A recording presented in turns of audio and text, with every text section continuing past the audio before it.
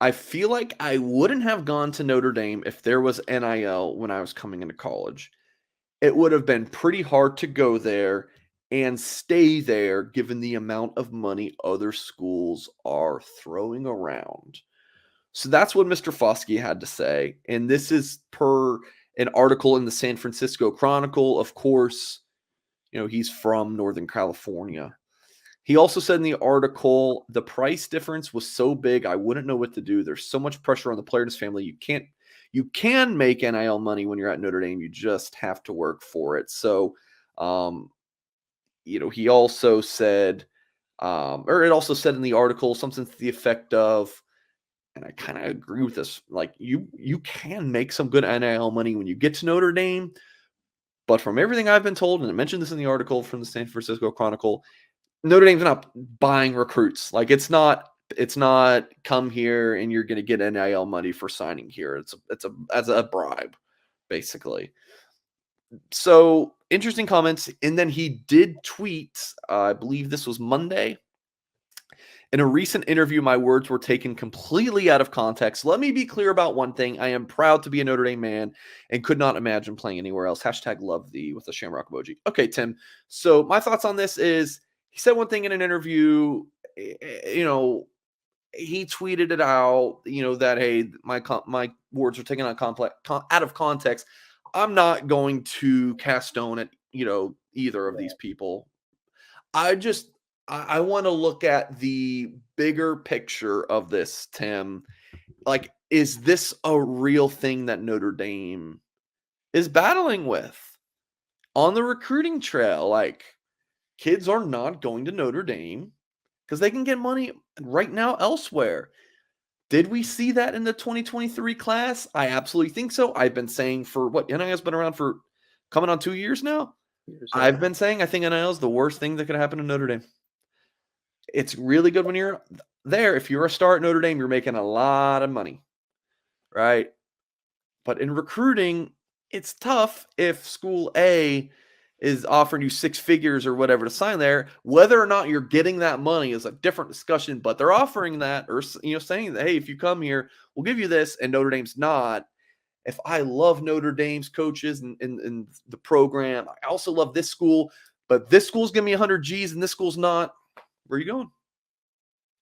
Yeah, my first take when I saw the Foskey thing was, is he saying that because he's at the combine as if he's being recruited today? Because when he was recruited, he was, your typical 4-star ranked in the 200s. He wasn't some national recruit everyone was banging the door down. You want to talk about silent commit? He's probably silent commit for like 6 months to Notre Dame. And then, he's one of the last ones to commit in that class, waited for his season to finish at De La Salle. So that was the first thing I thought about. Like, what are you talking about? He probably wouldn't have been a huge NIL guy to begin with. But yeah, I mean, just to be honest, if he's putting himself back in, then they're not throwing dollars all over him. The money's going to quarterbacks and some of the high-end 5-star athletic. You're talking about as a recruit?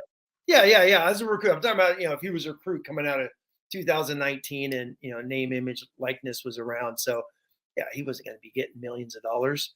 He wasn't that highly ranked to do that. And as you know, not every single recruit is getting $400,000, $200,000. It's not. It is a select few that are, and the quarterbacks are making it bigger than it is. I think a lot of it's promises. I don't think a lot of these guys are getting promises. There's guys, the Athletic had a great interview during the All-American Bowl or the one down in Florida where they interviewed like 15 guys, and 10 of them were like, yeah, they talk about it, but we got no contracts. There's nothing coming up front.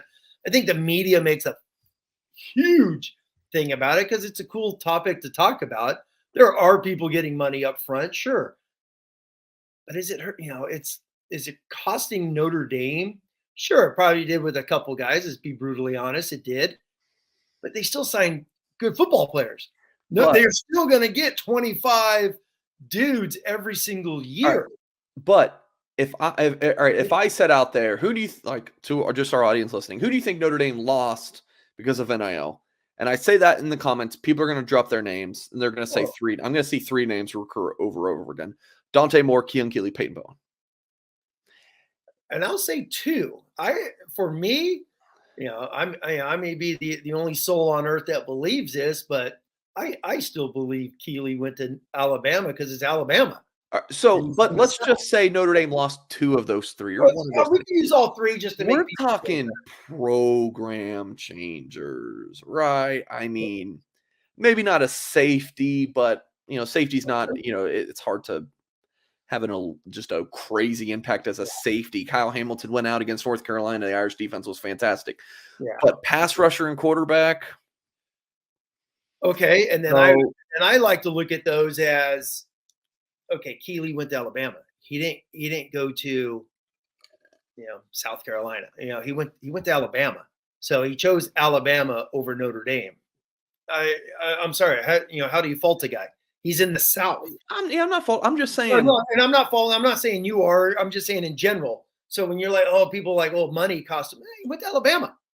He went to Alabama. And with Dante Moore, yeah, there's no doubt he shopped around. His dad saw the cash that was being flown around to a bunch of other quarterbacks that were out there. He's going to UCLA and Chip Kelly, which Dorian, Thompson Robinson, whatever DTR, excuse me. He leaves, played 4 years. Dante Moore probably thinks he could go do the same thing in 4 years and do it. So, at the end of the day, is that something that lit him up to go to UCLA? UCLA is not throwing out millions of dollars of cash. They're not. So that he went to the best program for him at the end of the day when he really looked at it. And let's be honest, with Dante Moore, we could talk about that. CJ Carr is probably the main reason why he started to drift away, correct? As we get back into that. I know it's that whole rabbit hole you start going down when you start talking about chicken those or the two, egg, Tim. and that whole March, April period with those two. So I hear you. Yeah, I swear I each don't, time I ask sources about what the heck happened there, I get a different answer. the money's real, but they still got Jeremiah Love. They still got a huge SEC tailback.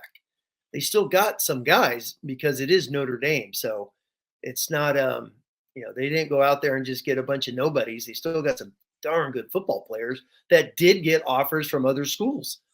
Yeah, And I had they a these got a schools. got a comment here from Domer Wab saying Jaden Rashada. Yeah. That's definitely an example And of what's he getting now? seeing Zero. what he went to Florida to and he was supposed to get a lot of money, and 13 then he million. didn't get it, and he gets out of his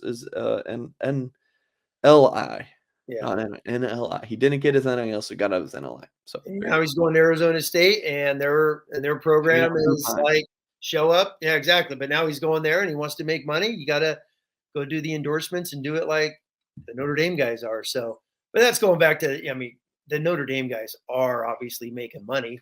They are. They're making money. They have the fund. Every single player on the team is getting a stipend from what's being reported, and their major league dudes are making cash. So Yeah. it can be done at Notre Dame, and I don't know. Let the SEC fight over it. And as I've said, 99% of these guys that are making all these deals, Notre Dame's not recruiting, right? The majority of these guys, as you know, Mike.